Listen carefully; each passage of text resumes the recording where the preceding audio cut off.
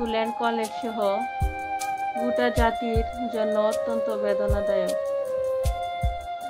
একটি ভয়াবহ বিমান বিধ্বস্তের ঘটনায় বহু মানুষ প্রাণ হারিয়েছেন। নিহতদের আত্মার শান্তি কামনা করছি। আসলে এইগুলা ভাষায় প্রকাশ করার মতো না।